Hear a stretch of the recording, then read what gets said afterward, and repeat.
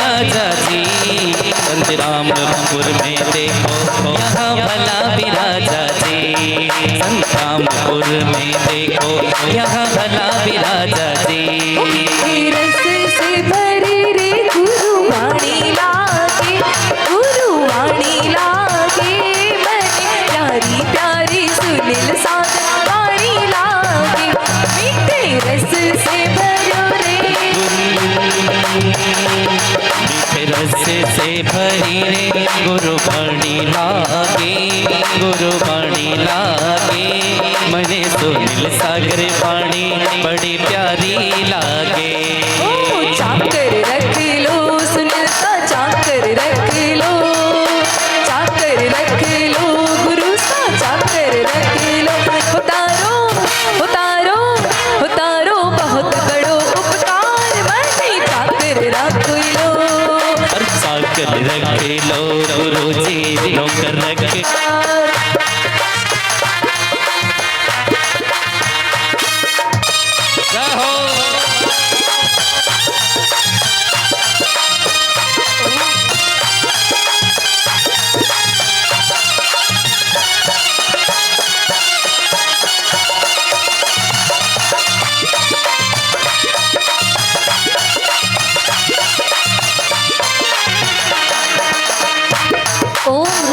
परम पूज्य चतुर्थ भट्टाधीश आचार्य श्री सुनील सागर महाराज के पावन चरण कमलभ्यो जन्म जरा मृत्यु नाशनाय जलम निर्वपामिते।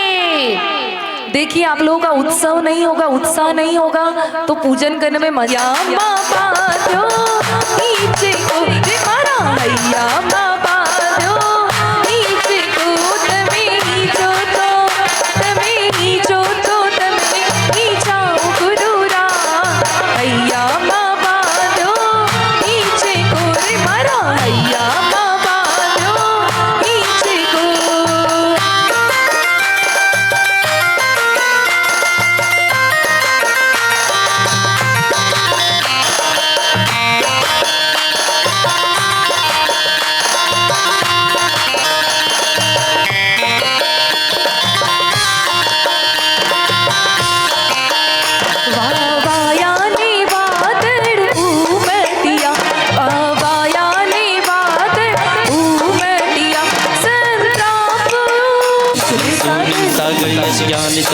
सतत बहे शिष्यों के कल्याण हेतु आशीष आपका नित्य रखे।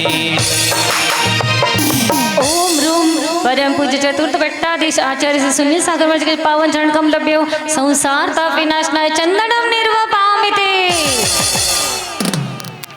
चलिए अक्षत लेकर आएंगे। गुरुवर के दीवाने सभी लोग एक भी हाथ नीचा नहीं रहना चाहिए, सभी के ऊपर। और मस्ती में दीवाने हो गए और गुरु तेरे नाम के दीवाने हो गए। और रबों पे तेरे गिटाराने हो गए, रबों पे तेरे गिटाराने हो गए। और गुरु तेरे नाम के दीवाने हो गए, गुरु तेरे नाम के दीवाने हो गए। क्या हो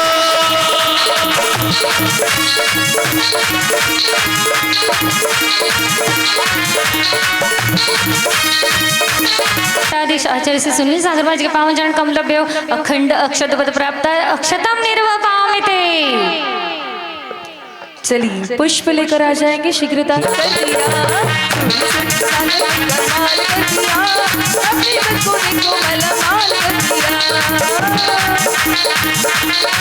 जय हो अरे किस्मत बुलंद रातों रात हो गई, किस्मत बुलंद रातों रात हो गई, जब से तेरी मेरी मुलाकात हो गई। और सारे के देख की करामात हो गई, और सारे के देख की करामात हो गई। जय हो उड़ती फुलझड़िया, उड़ती फुलझड़िया संदेश भारो लेके जा जोरी, उड़ती फुलझड़िया।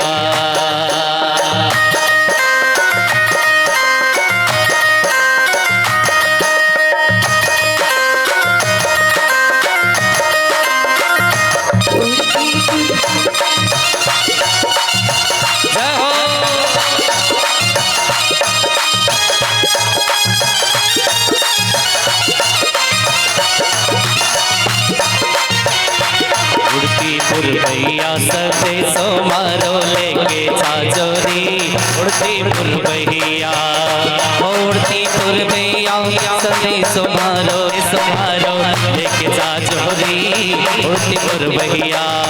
सुनील सागर माझ के पावन चरण कमल पे महाक्षुतारोग विनाश नैवेद्यम निर्वपामिते। अरे सुनील सागर नाम रे जपना मेरा काम रे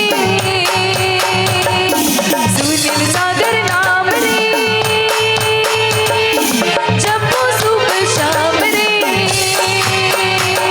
भक्ति तू कर ले दर्शन तू कर ले आए हम आए द्वारे ओ आए हम आए द्वारे। सुनील सागर ना आओ आओ भक्ति कर ले हो आओ आओ पूजन कर ले।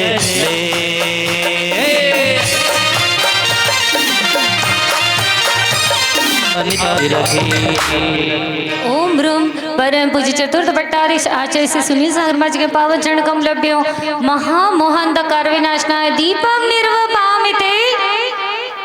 हो जाती इस गंध उसी कुलवित कलश मिलकर पलकित हो जाती आचार्य श्री सुनील सागर यश ज्ञान ज्योति संसत बड़े बड़े शिष्यों के।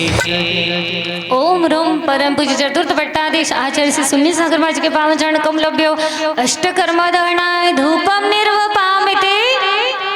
चलिए सुंदर सुंदर फल लेकर आएंगे पीछे से। रेशम की डोरी बलना ललना जम जम जमकती रहे दम दम दमकती रहे संतरामपुर की नगरिया संतरामपुर नगरिया आजी हाँ संतरामपुर नगरिया सोची हो संतरामपुर नगरिया ओ मुन्नी का ललना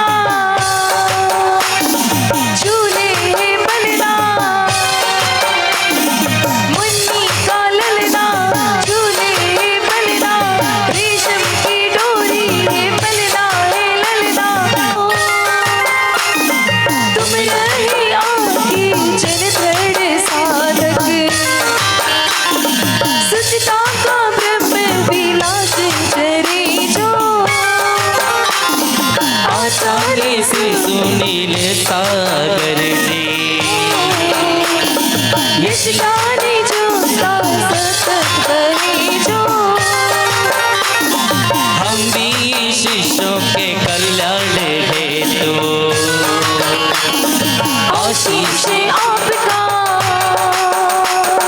नित रहे जो। परम पूज्य चतुर्थ भट्टाधीश आचार्य श्री सुनील सागर माझ के पावन चरण कमलभ्यो अनर्घ पद प्राप्ताय अर्घ्यम निर्वपामिते। महामोक्ष फल प्राप्ते फलम निर्वपामिते। हरे लो सुनील सागर जी नगरी गुरुवर आवियारे लो सुनील सागर जी गुरुवर नगरी आवियारे लो।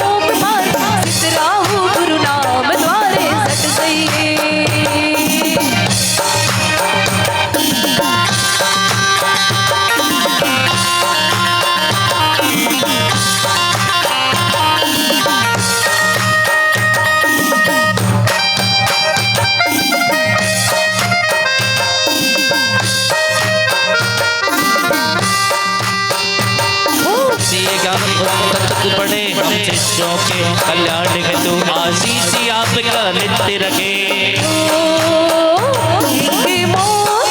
भट्टाधीश आचार्य श्री सुनील सागर माझ के पावन चरण कमलभ्यो नर्घ पद प्राप्ताय अर्घ्यम निर्वपामिते। बोल के मुझवर वरदान मिले पर गए जिन बाणे का अभ्यास करे तब के आंगन से दूर कर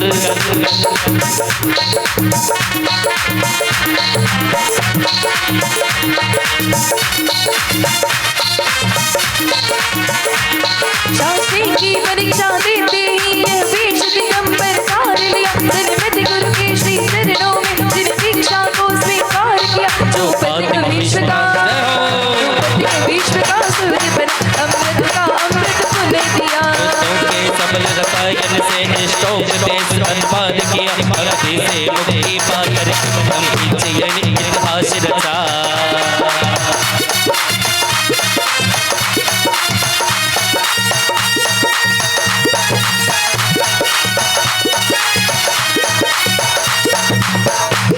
काशी दर्शन से ब्रह्मचर्य विज्ञान कलब साम्राज्य बसा संस्कृत में सिद्धांत हस्त कविताएं क्षण में बन जाती जयो जयो जयो जयो जयो जयो इधर में आत्मज्ञानी का तीर्थंकर महावीर स्वामी का इस धर्म के भैया पट्टाधीश आचार्य से सुनील सागरवाज के पावन चरण कमलभ्यो अष्टद्रव्य जयमाला सहित पूर्णार्घ्यम निर्वपामिते। जय बोलो चतुर्थ पट्टाधीश वात्सल्य शिरोमणि आचार्य भगवान श्री सुनील सागर जी गुरुदेव की। गिर पूजो सदा चंपापुरी बाबा पुनी पुनी और तीर सर्वदा 24 सिर राज पूजो इस क्षेत्र विदे सिद्ध परमेष्ठी भगवान की। जय बोलो परम पूज्य आचार्य श्री आदि सागर जी महाराज की। जय बोलो परम पूज्य आचार्य श्री महावीर कीर्ति महाराज की। जय बोलो परम पूज्य आचार्य श्री विमल सागर महाराज की। जय बोलो तपस्वी सम्राट आचार्य श्री सन्मति सागर जी गुरुदेव की। गुरुदेव मेरे शीश पर नित आपका ही हाथ हो छूटे मेरे जब प्राण तन से आपका ही साथ हो गुरु आप।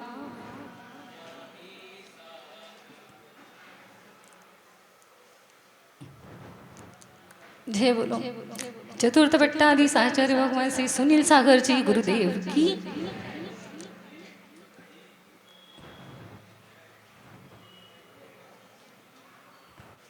एक बार की बात है, विहार चल रहा था। भैया इसका आवाज बढ़ा दो ना। कुछ युवा वर्ग भी हमारे साथ विहार में चल रहे थे। गर्मी का मौसम था, थकान सी लगी। सामने छाया दिखी तो छाया के नीचे थोड़ा समय विश्राम करने के लिए बैठे तो कुछ धर्म चर्चाएं भी प्रारंभ हुई कि उसी में से एक युवा ने हमसे पूछा, माता जी भक्ति कैसी होनी चाहिए? भक्ति चल रही ना यहाँ, अष्टाणी का पर्व माने भक्ति का पर्व। उस युवा का सवाल भक्ति कैसे होनी चाहिए। लगभग यहाँ बैठे कई सारे व्यक्तियों के मन का भी यही सवाल होगा, भक्ति कैसी होनी चाहिए। चलो आज अपन इसी को देखेंगे। एक छोटे से दृष्टांत से अपन इसकी बात शुरू करेंगे। एक बार श्री राम जी अपने महल के छत पर विराजे थे। पास में हनुमान जी भी बैठे थे। बड़े प्रसन्न थे, खुश थे, आनंद में थे श्री राम जी। कुछ समय बीता होगा कि हनुमान जी अचानक से अपने स्थान से उठे और अपना सिर श्री राम जी के चरणों में झुका दिया। जैसे ही श्री राम जी के चरणों में शीश झुका कि श्री राम जी ने उनके शीश पर आशीष रख दिया। शांति से बैठकर सुन लीजिए। शीश झुका और आशीष मिलना। जीवन में झुकने का बड़ा महत्व है। जो समर्पणता से मिलता है वो अकड़ और अहंकार से कभी नहीं मिलता है। जो झुकता है उसको आशीष मिलता है, आशीष ही नहीं ईश भी मिलता है। इसीलिए बड़ों के सामने बड़े बनकर रहोगे तो कभी आशीष नहीं मिलेगा, छोटे बनकर रहोगे तो हमेशा आशीष मिलेगा। ऐसे ही हनुमान जी भी छोटे बन गए और श्री राम जी के चरणों में शीश झुकाया और आशीष मिल गया। श्री राम जी कहते हैं हनुमान जी से, देखो हनुमान मेरी एक बात मान लो। हनुमान जी कहते हैं कौन सी प्रभु? देखो जिसने मुझे मेरे ऊपर उपकार किया है, संकट काल में मुझे साथ दिया है, मुझे सहयोग दिया है, मैंने उन्हें कुछ न कुछ जरूर दिया है। जैसे अंगद ने मुझे साथ दी तो मैंने उसको किष्किंधा का युवराज बना दिया, सुग्रीव ने मुझे साथ दिया तो मैंने उसको भी युवराज बना दिया, विभीषण ने मुझे साथ दिया तो मैंने उसको लंका नरेश बना दिया। फिर तुमने तो, तुम्हारा तो पूरा जीवन मेरे प्रति समर्पित है। मैं तुम्हें कुछ न कुछ देना चाहता हूं जिससे मैं तुम्हारे उपकारों को तो पूरी तरह से पूरे उपकारों को तो नहीं खत्म कर सकता, पर कुछ तो भार कम होगा। यद्यपि मुझे पता है तुम वैरागी हो, वितरागी हो, तुम्हें सांसारिक भौतिक पदार्थों में कोई रुचि नहीं है, पर फिर भी मेरी भावना है कि मैं तुम्हें कुछ देना चाहता हूँ। मेरी इच्छा के खातिर ही तुम कुछ ले लो। हनुमान जी ने कहा ठीक है प्रभु, आपकी जैसी इच्छा हो, जो देना चाहो वो दे दीजिए। हनुमान जी ने कहा नहीं, हनुमान जी ने कहा कि जो इच्छा हो वो दे दीजिए। श्री राम जी ने कहा नहीं नहीं, तुम्हारी जो इच्छा, तुम जो मांगोगे वो मैं दूंगा। हनुमान जी बड़े समझदार थे। उन्होंने कहा कि नहीं नहीं प्रभु, आपकी जो मर्जी हो वो दे दीजिए। श्री राम जी ने कहा नहीं नहीं हनुमान, जो तुम्हारी मर्जी हो तुम्हारी मर्जी से ही तुम्हें मिलेगा, मेरी मर्जी नहीं, तुम अपनी मर्जी से मांगो। हनुमान ने कहा कि नहीं प्रभु, मैं तो सिर्फ अर्जी कर सकता हूं, मर्जी तो आपकी ही होगी।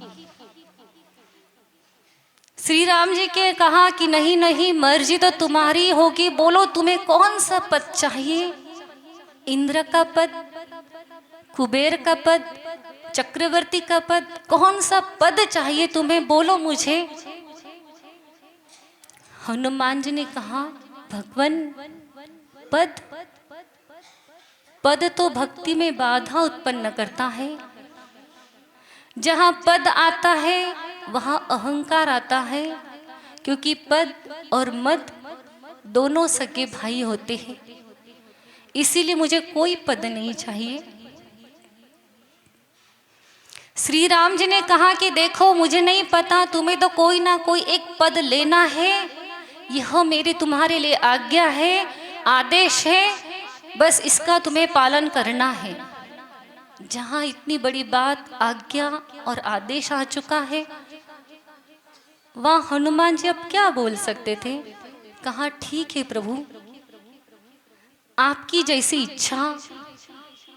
पर प्रभु आपने सबको एक एक पद दिया है, मैं एक पद से नहीं मानूंगा।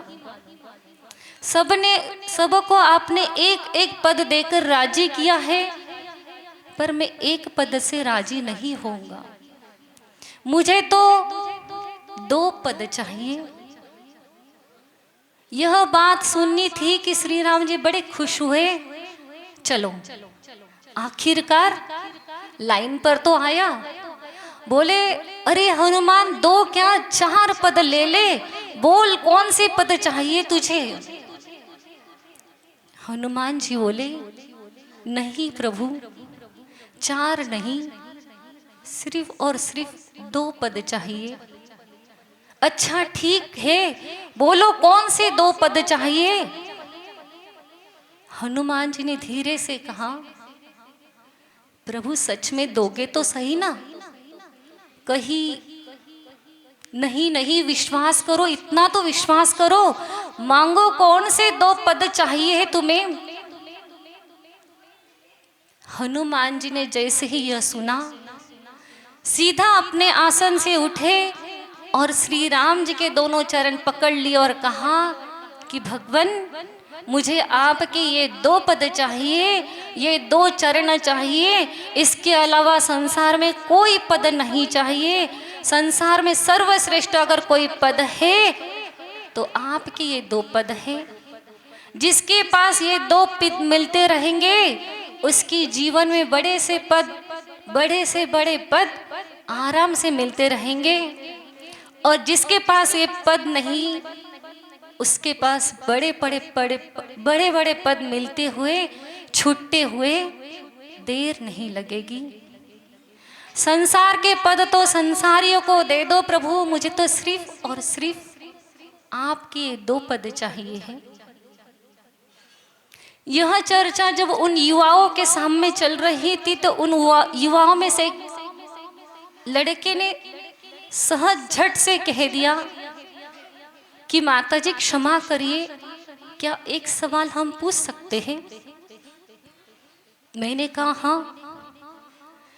जब यह घटना हुई कि श्री राम जी हनुमान जी को पद लेने के लिए बात कर रहे थे, क्या उस घटना के आप साक्षी हो। मैंने कहा नहीं। क्या आप उस घटना के समय वहां थे, क्या आपने अपनी आंखों से उस घटना को देखा था। मैंने कहा नहीं। देखिए माता जी, यह पढ़ाई सुन सुनाई बातों पर हमें विश्वास नहीं है, क्योंकि जिस कलिकाल में, जिस पंचम काल में हम रहते हैं, वहां पद के पीछे लोगों को भागते हुए देखते हैं। बड़े बड़े पद तो छोटे छोटे पदों के लिए भी जीव अपने जीवन को भी लगा देता है। इसीलिए इस चतुर्थ काल की बात को छोड़िए कि कोई श्री राम जी थे और कह रहे थे कि पद ले लो, पद ले लो, पद ले लो, और वो बोल रहे थे कि मुझे पद नहीं चाहिए। हमें ये बातों पर विश्वास नहीं। आप तो ये बताओ, क्या इस पंचम काल में कोई ऐसा हनुमान है जिसे उनके गुरु, जिन्हें उनके प्रभु, जिन्हें उनके श्री राम पद देने के लिए बारंबार मना रहे हो, मान जाओ, ले लो ले लो ले लो, और वो पद लेने से मना कर रहे हो, ऐसा कोई हनुमान इस पंचम काल में है। उस युवा का यह सवाल, चलिए यही सवाल हम आप लोगों से पूछते हैं। क्या इस पंचम काल में कोई ऐसा हनुमान है जिन्हें अपने गुरु, जिन्हें अपने श्री राम, अपने प्रभु पद देने के लिए बारंबार मना रहे हो, पद ले लो ले लो ले लो, और वो पद लेने से मना कर रहे हो, ऐसा कोई हनुमान है इस पंचम काल में? बताइए, है कोई हनुमान ऐसा? हाँ, कौन है बताइए रिया भाभी। हाँ, हमारे और आपके साथ में विराजे, इस समूह शरण में विराजमान चतुर्थ पट्टाधीश आचार्य सुनील सागर जी गुरुदेव, जिनको उनके गुरु ने कई बार पद लेने की चर्चा की, पद ले लो ले लो ले लो, और वो हमेशा पद लेने से मना करते रहे। लासुरनी की पंचकल्याणी की वह घटना, जहां तपस्वी सम्राट प्रातः काल का समय था, आचार्य भगवान दादा गुरु ने संघ के जितने वरिष्ठ साधु माता जी थे, समाज के जितने श्रेष्ठीगण थे, जितने भी चातुर्मास कमेटी थी, संघ सहारती थे, सबको बुलाया। सबको लगा शायद पंच कल्याणी की कुछ विशेष चर्चा करनी होगी, पर आचार्य भगवान कहते हैं, दादा गुरु ने सबको बुलाकर कहा, देखो युवा मुनि सागर में, युवा सुनील सागर में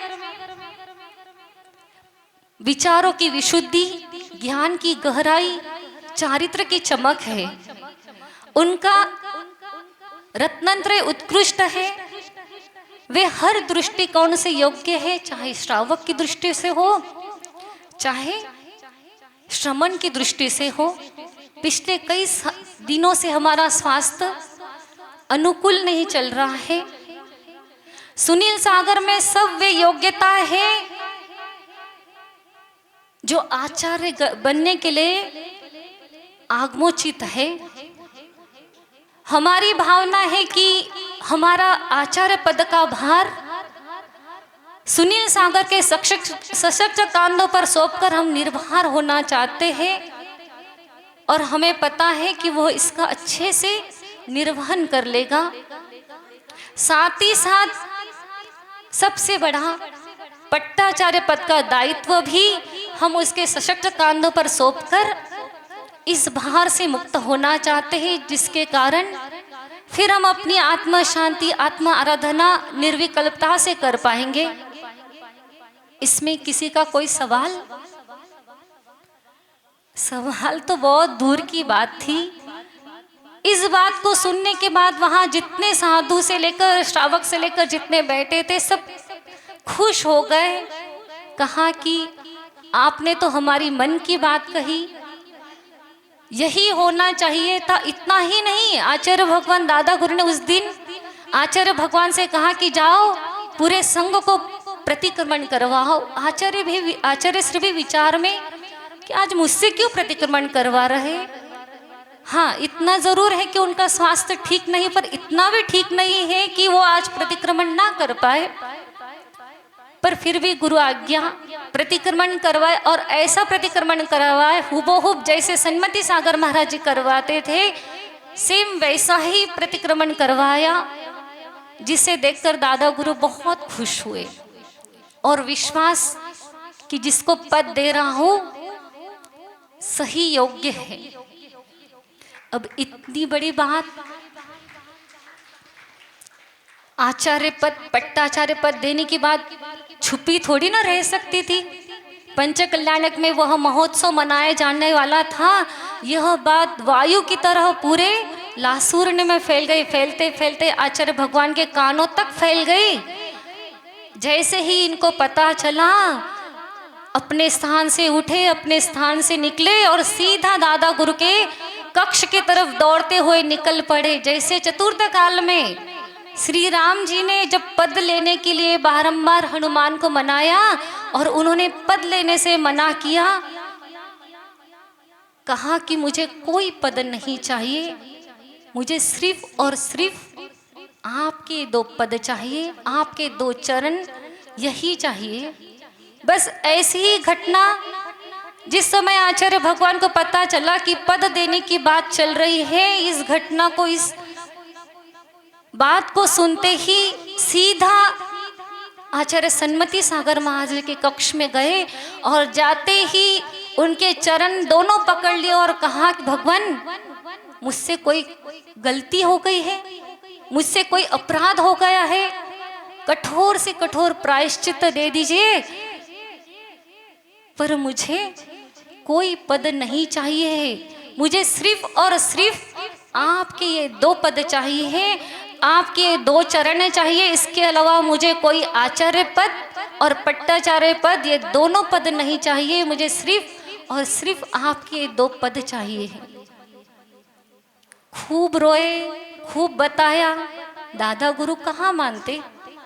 आखिरकार समझाते हुए आचार्य भगवान दादा गुरु ने कहा कि देखो, जिसमें योग्यता होती है उसी को दिया जाता है। ये क्या रास्ते, कोई प्रासादी थोड़ी ना जो रास्ते दिए बांटे जाए। आप में सब योग्यता है, आप में सब गुण है, इसीलिए बड़ा यह श्रमण संस्कृत सबसे बड़ा दायित्व आपको दिया जा रहा है। जिसकी योग्यता होती है उसी को दिया जाता है, और आप में सब तरह से योग्यता है। दादा गुरु की यह वचन सुन तो लिए, पर फिर भी माने कहाँ पद लेने के लिए। आखिरकार दादा गुरु ने भी एक हथियार चलाया और कहा, यह मेरी आज्ञा है, यह मेरा आदेश है और इसका पालन किया जाए। बहुत रोए कि मुझे पद नहीं चाहिए। ठीक है, देना ही है तो आचार्य पद दीजिए, पट्टाचार्य पद तो मैं कभी नहीं लूंगा। अपने सामने मैं आपके सामने आपसे ऊपर कभी नहीं बैठूंगा।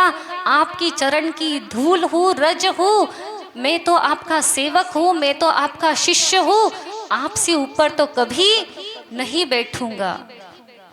जैसे तैसे आचार्य पद को तो आचार्य पद के लिए माने, पट्टाचार्य पद से तो कोसों दूर बात ही टाल दी।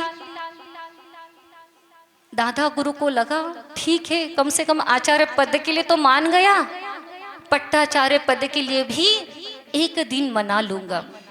और आचार्य भगवान को भी लगा चलो पट्टाचार्य पद की बला से तो छूटा, आचार्य पद से शांति मिल गई। पर इनका भ्रम था,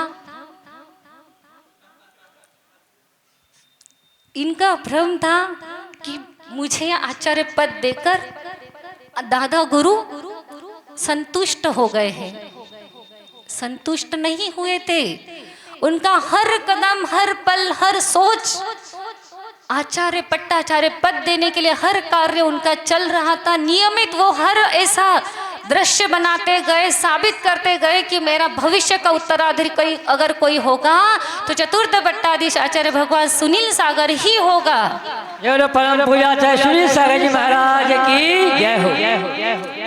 कुंजवन की वह पंच कल्याणी का जितने भी महत्वपूर्ण कार्य थे, सब महत्वपूर्ण कार्य, सबसे बड़ा महत्वपूर्ण कार्य सूर्य मंत्र, जो वो भी आचार्य भगवान से करवाए। कोई कमी नहीं थी वहां, आचार्यों की भीड़ लगी थी। कम से कम 7 आचार्य वहां विराजमान थे और 80 से ज्यादा साधु वहां विराजमान थे। देखो दुनिया में हीरे तो बहुत होते हैं, तपस्वी सम्राट के पास भी हीरो की कोई कमी नहीं थी। बहुत सारे हीरे थे, हीरो की कोई कमी नहीं थी। दुनिया में हीरो की कोई कमी नहीं, पर कोहिनूर हीरे कितने बताओ मुझे? पूरी दुनिया में सिर्फ और सिर्फ एक ही कोहिनूर हीरा है। तपस्वी सम्राट के चरणों में भी कई सारे हीरे थे, पर कोहिनूर हीरा सिर्फ एक ही था, और वो थे आचार्य भगवान। आचार्य भगवान के लिए देखो, सामान्य हीरे की प्राइस अगर अपन देखें तो उसकी साइज बड़ी भी होती है, उसका वजन भी बड़ा होता है। और कोहिनूर हीरे को देखो तो उसकी साइज सबसे छोटी होती है और वजन में सबसे हल्का होता है, पर उसकी कीमत सबसे बड़ी होती है। ऐसे ही सामान्य जो हीरे थे, संघ में सामान्य जितने आचार्य थे, उम्र में, दीक्षा में, शिक्षा में, संयम साधना में सब बड़े थे। और आचार्य भगवान सबसे छोटे आचार्य, सबसे दीक्षा समय काल में सबसे छोटे थे और उम्र में तो सबसे छोटे थे, पर कीमत सबसे उच्चा, सबसे सर्वश्रेष्ठ थी। इसीलिए सामान्य हीरो को तो सामान्य शोरूम में सामान्य से समय हो रहा है, सामान्य से सिक्योरिटी के साथ रखा जाता है। पर कोहिनूर हीरों को सामान्य सिक्योरिटी में नहीं रखा जाता है। स्पेशल कमरे के अंदर स्पेशल VIP सिक्योरिटी के साथ ऊंचे स्थान पर रखा जाता है। इसीलिए आचार्य भगवान ने इस कोहिनूर हीरे को सामान्य हीरो के बीच में नहीं, सीधा उठाकर इस प्रथमाचार्य अंकलिकर आचार्य आदि सागर परंपरा के शिखामणि इस सिंहासन पर विराजमान कर दिया। कोई सामान्य सिंहासन नहीं है यह। इसकी कोई सामान्य आपको लगता हो लकड़ी का होगा, साग का हो, चंदन का होगा, कोई चंदन का नहीं है।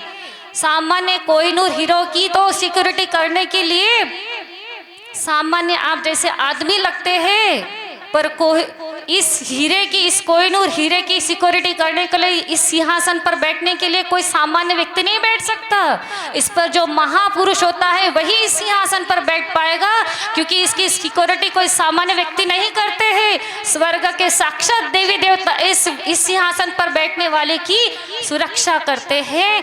ऐसा यह परम पद जिस पर आचार्य भगवान विराजमान है, पद की कोई भावना नहीं रखी अपने जीवन में, बस एक ही भावना रखी, भगवान आपके पद में रहकर बस एक निर्वाण पद की अपना लक्ष्य बनाया। आचार्य भगवान के चरणों में, भगवान आदिनाथ के चरणों में तो इतनी भावना बहेंगे कि भगवान जिस पट्टाचार्य आचार्य पद पर आपने इनको विराजमान किया, जल से जल इनको हम अरिहंत पद पर 5000 धनुष अरिहंत पद पर विराजमान होते देखे, और उससे भी ऊपर इस लोक के अग्रभाग के सिद्धशिला के सिंहासन पर इनको विराजमान होते देखे। यही इन आदिनाथ भगवान के चरणों में प्रार्थना है। इसी के साथ भगवान आपके चरणों में इतनी ही प्रार्थना है कि आपके पद में रहकर, आपके पद चिन्हों पर चलकर आपके नमस्ते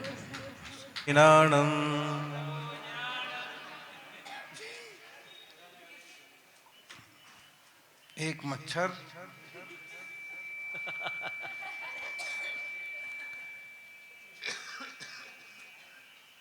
और फिर भी डटे रहना। बहुत सुंदर अभी आपने प्रवचन सुना। इतना अच्छा प्रवचन हो रहा हो तो कौन रोकने की हिम्मत करेगा। और उसमें गुरुजनों का स्मरण भी हुआ। जय बोलिए आदिनाथ भगवान की जय हो, महावीर भगवान की जय हो, आचार्य श्री आदि सागर महावीर कीर्ति विमल सागर जी महाराज की, तपस्वी सम्राट गुरुवराचा श्री सन्मति सागर जी महाराज की, परम पूज्य गुरुदेव चतुर्पट्टाधीश गुरुदेव की जय हो। नारी नारी मत कहो,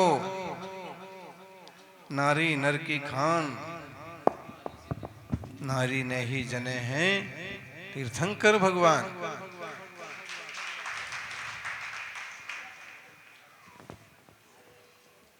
आज वुमेन्स डे है और आज माता जी का प्रवचन भी हुआ।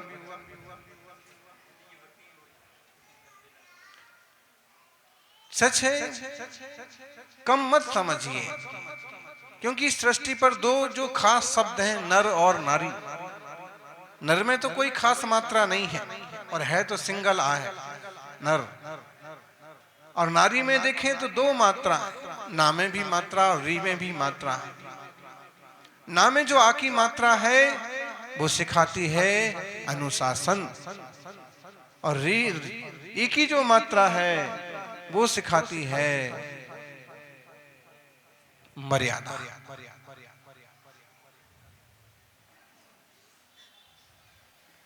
जो अनुशासन में रहे, मर्यादा में रहे, अनुशासन सीखे सिखाए, मर्यादा सीखे सिखाए, उसका नाम है नारी। जो नहीं है किसी की अरी शत्रु, वो नारी। और अगर मर्यादा में रहे तो नारी नारी है, और मर्यादा अनुशासन में न रहे तो नारी नाली है। राखो लाभ हो जाता है प्राकृत में।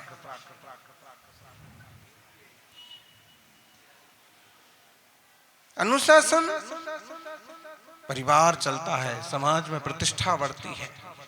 मर्यादाएं पहनावा, खान पान की शुद्धि, चाल चलन, चरित्र, ये बहुत बड़ी भूमिका निभाते हैं।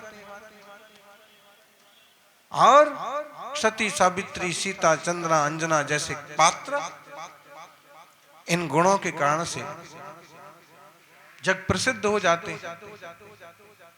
सौभाग्यशालियों,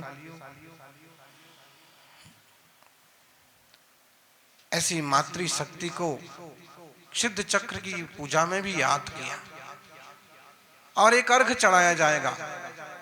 जिन मातृपद प्रदाय श्री सिद्धाय नमः, शांतिनाथ भगवान की विधान में आता है, जिन मातृपद प्रदाय श्री शांतिनाथ जिनेन्द्राय नमः आर्घ्यम निरुपामति।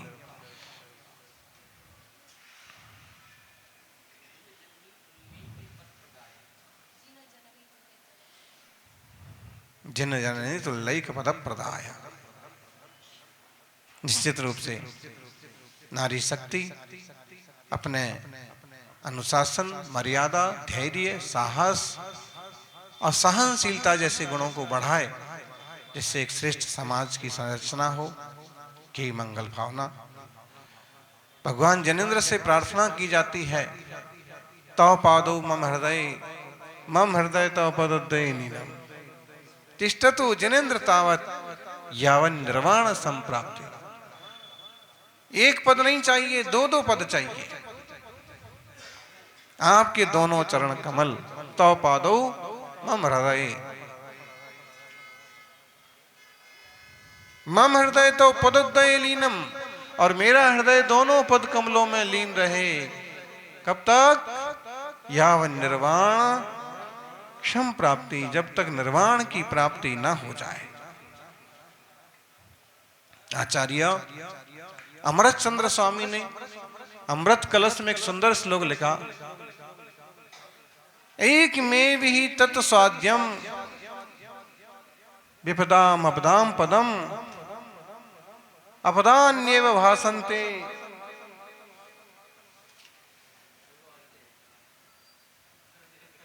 पदान्यन्यानि यत् पुरा। एक में भी तत्स्वाद्यम, एक वह ही स्वाद्य है, चखने लायक है।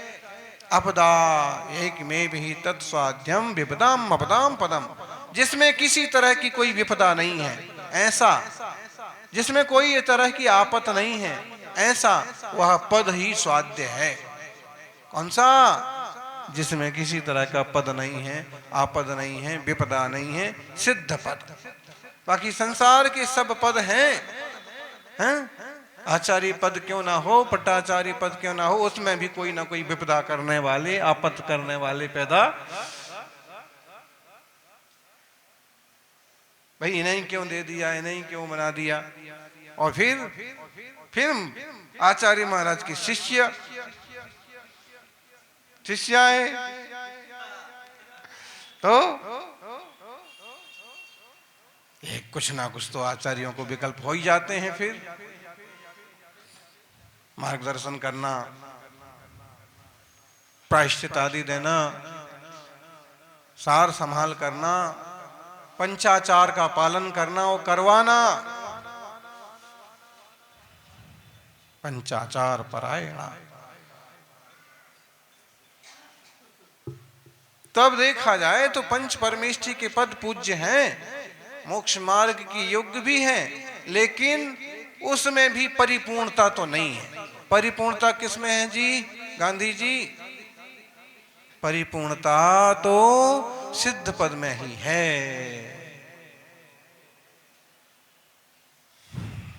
अब सिद्धों का पद मिले तब बात बने। अपदान्येव भासन्ते पदान्यन्यानि यत् पुरा। इसके सामने सारे अपद ही मालूम पड़ते हैं, कोई औचित्य नहीं है। बोले कोई मतलब नहीं है दुनियादारी के जंजाल का। स्वपद के आगे बाकी सब पद बेकार हैं। गुरु पद के आगे, जिन पद के आगे, जिन चरणों के आगे, गुरु चरणों के आगे सब पद बेकार हैं। वहां जो शांति अनाकुलता है वो कहीं नहीं है। सौभाग्यशालियों, शील, समता, दृढ़ता, बल, बुद्धि, समर्पण, मृदुता, ऐसे गुण बढ़ते रहना चाहिए। और इस तरह के गुण बढ़ते हैं तो आत्मा परिपूर्णता को उपलब्ध होता है। सिद्ध भगवंतों की स्तुति में पूज्यपाद स्वामी ने सिद्ध भक्ति रची। पहले श्लोक में तो उन्होंने सिद्ध भगवंतों की परिभाषा बताई, सिद्धि का लक्षण बताया। बड़ा सुंदर है, छोटा सा ग्रंथ समझ लीजिए। भले केवल 9 केवल 10 श्लोक हैं, लेकिन जीवात्मा संसारी से सिद्ध तक कैसे होता है, पूरा वैज्ञानिक विश्लेषण इसमें किया है। इंटरनेशनल लेवल के लोगों के हाथ में एक चीज आवे तो इसकी बहुत कीमत हो, लेकिन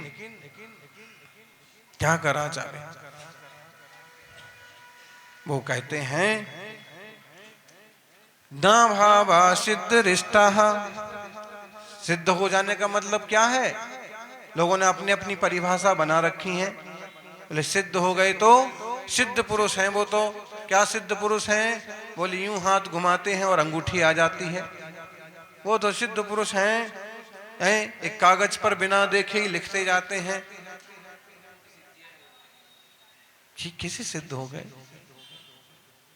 ये सिद्धि तो बहुत छोटी चीज है, एक मंत्र जाप से भी हो जाएगी, कोई व्यंतर आदि प्रसन्न हो गए तो भी ये चीजें हो जाएंगी। लेकिन आत्मसिद्धि की बात है। ना भावः सिद्धि रिष्टा ना निर्गुणः ततोपभरण युक्ते अस्त्यात्मानादिबद्धा स्वकृत फल भुक्तक्षान् मोक्ष भागी ज्ञाता दृष्टा स्वदेह परमित रूप समाहार विस्तार धर्म द्रव्योत्पत्ति व्ययात्मा स्वगुण इतो नन्यथा साध्य सिद्धि। सिद्धि का मतलब क्या, कैसे होती है सिद्धि?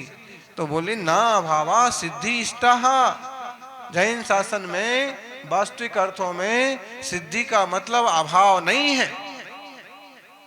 क्या इस देश में, इस दुनिया में अनेकों दर्शन हैं।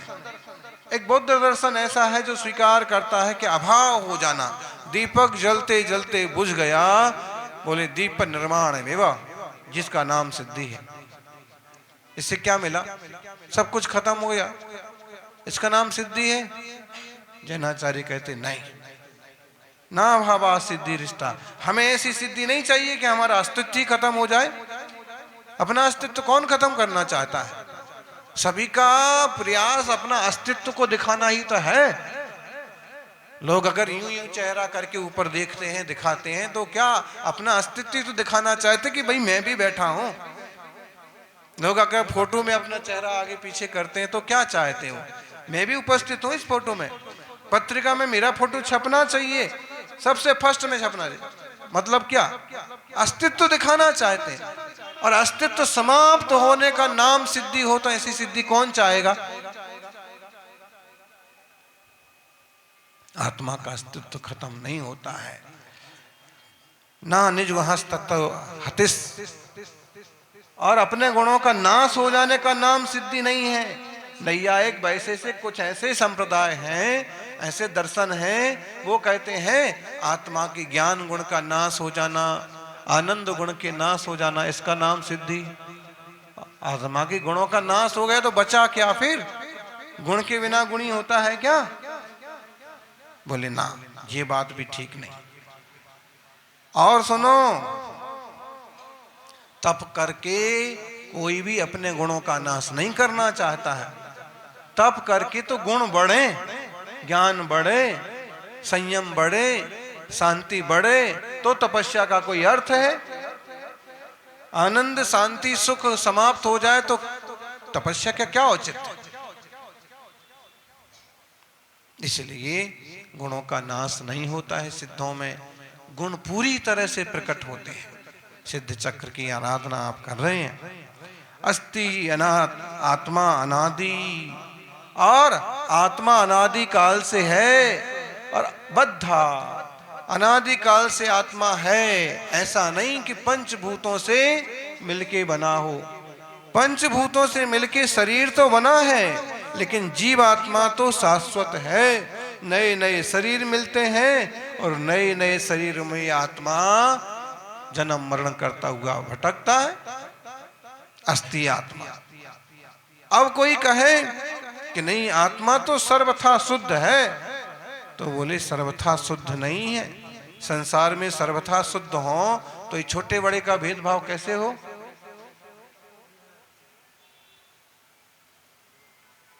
बोलो।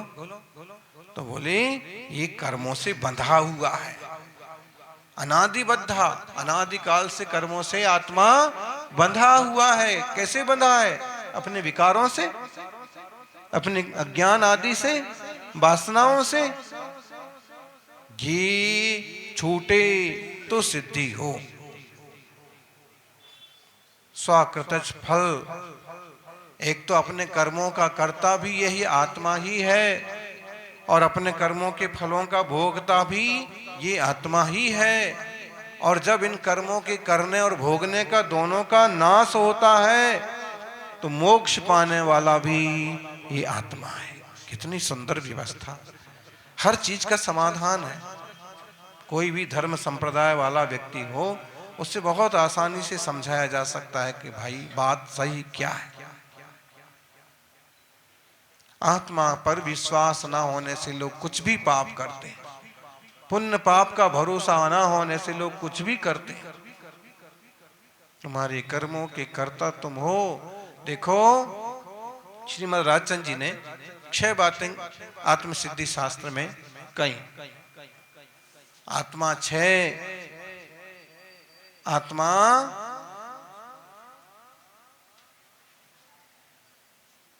कर्ता 6, भोक्ता 6, आत्मा બંધ્યો છે અને આત્માનો મોક્ષ પણ થાય છે।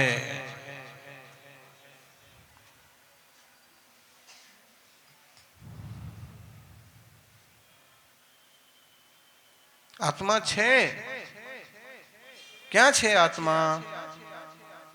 પોતાનું જીવાત્મા આ જ આત્મા છે।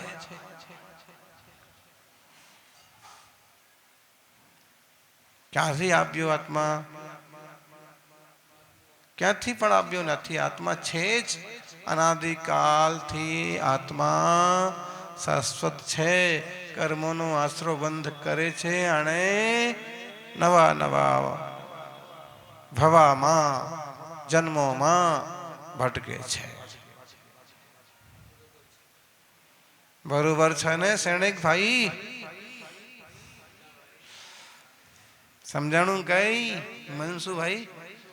हाँ, बहुत सुंदर व्यवस्था है। अभी बात अलग है कि व्यापार आदि के कारण से खूब रुचि नहीं ले पाए या उसको, लेकिन जिनवाणी तो भाई जो है सो है, जो जीवों के लिए हितकर है सो है। अब देखिए, स्वकृतज फल भुक्त क्षयान मोक्ष भागी, ज्ञाता दृष्टा स्वदेहा। और इसका स्वभाव क्या है प्रदीप भाई? क्या स्वभाव है? ज्ञाता दृष्टा, आंखों से नहीं दिखता है, आंखें बंद करके दिखता है। क्यों? स्वभाव ही ज्ञाता दृष्टा है। चक्षु तो निमित्त है, सहयोगी है, एक तो खिड़की है और इन खिड़कियों को भी दुरुस्त रखना पड़ता है, नहीं तो छायोपशमिक पर्याय में बड़ी दिक्कत पड़ती। लेकिन आप आंखें बंद करके भी दिखता है कि नहीं दिखता? आप आंखें बंद कर लो, यहां से आपकी दुकान दिख जाएगी, दुकान के तिजोरी के पास कौन बैठा है वो भी दिख जाएगा, ग्राहक कितने आए हुए हैं वो भी अंदाज।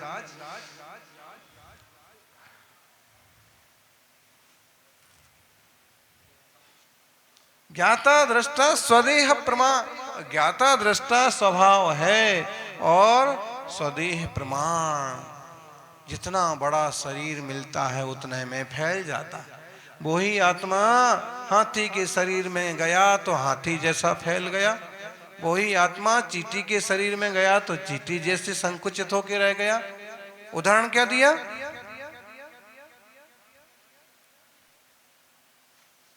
उपसंहार विस्तार धर्मा। दीपक, दीपक जो है, छोटा बल्ब ले लो, दीपक एक जगह जलाओ, छोटी सी जगह में जलाओ तो उतने में लाइट होती, थोड़ी बड़ी जगह में रख दो तो बड़े में लाइट दिखती है, अंधेरे में थोड़े बड़े रूम में भी रख दो तो भी पूरे रूम में हल्का फुल्का उसका प्रकाश दिखता है। ऐसे ही आत्मा के प्रदेश संकुचित और विस्तृत हो जाते हैं। ऐसा नहीं कि आत्मा सिर्फ इधर ही रहे, हैं कि इधर ही रहे। आत्मा किधर रहता है? पूरे शरीर में व्याप्त होकर रहता है, तभी तो कहीं भी सुई चुभ हो मालूम पड़ता है। पशु पंछियों का भी यही हाल है। इसलिए तो धर्मात्मा लोग चींटी को मारना भी पाप समझते हैं, इसमें भी जीव है, क्या करें, उसकी गति ऐसी है। उपसंहार विस्तार धर्मा द्रव्योत्पत्ति व्ययात्मा। द्रव्य रहता हुआ भी उत्पत्ति और व्यय होता रहता है। आत्मा आत्मा रहते हुए भी परिणमन तो है ही जारी।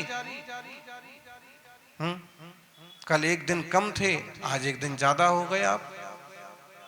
कल दाढ़ी बनाई थी, सपाचट दिख रहे थे, आज एकदम हल्का हल्का सा कुछ परिवर्तन तो हो ही रहा। लेकिन ज्ञाता दृष्टा तो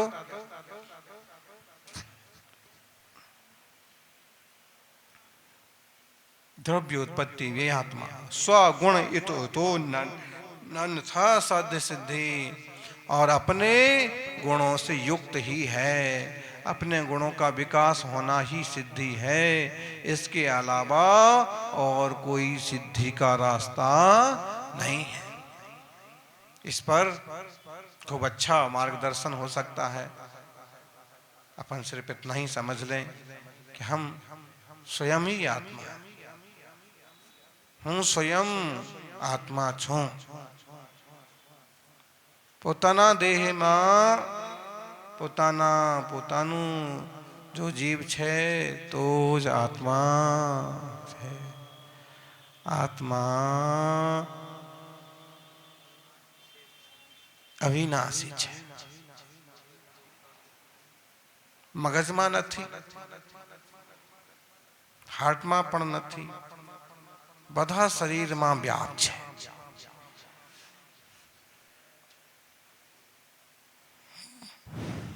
बहुत सुंदर विषय है, लेकिन समय की अपनी मर्यादा है, इसलिए आज अपन यहीं विराम करते हैं।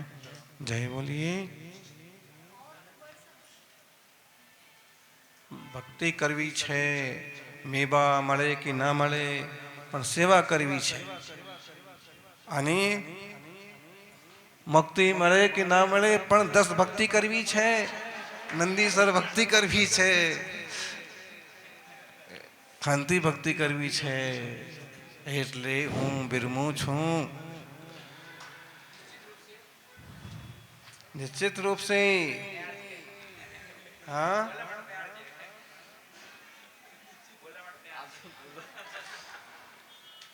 हाँ है धर्म ऐसे ही, आनंद प्रसन्नता उत्साह।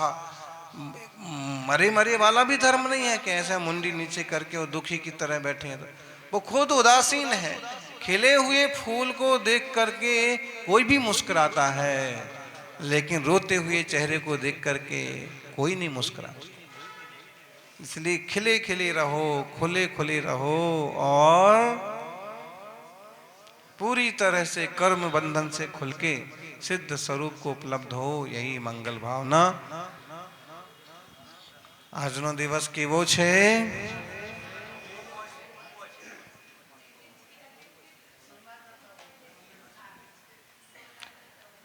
આજનો हर रोज हर दिन एक बहुत कीमती है। हर रोज सुबह उठ करके इसलिए जिन मंदिर जाओ धन्यवाद कहो, ऐसा एक अच्छा दिन और मिला, आज इसे हम बहुत अच्छे से बिताएंगे, भक्ति में, सेवा में, परिवार की संचालन में अकर्ता बुद्धि से बिताएंगे।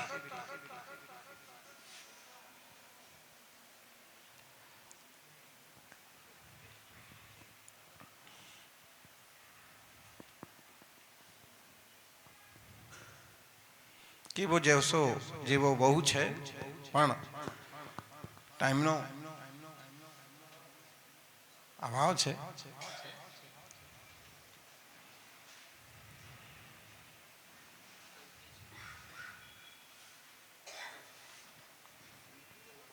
सवारी फरीथी प्रवचन थशे जय बोलिए। हमो दुखों को भुलाएं और इस आरती के प्रसाद से, इस आरती के पुण्य से हम जीवन में वो ऊंचाइयां प्राप्त करें जो हमारे बाप दादे भी नहीं कर पाए। जहां पहुंचने के लिए, जिस चीज को पाने के लिए, इस आरती के माध्यम से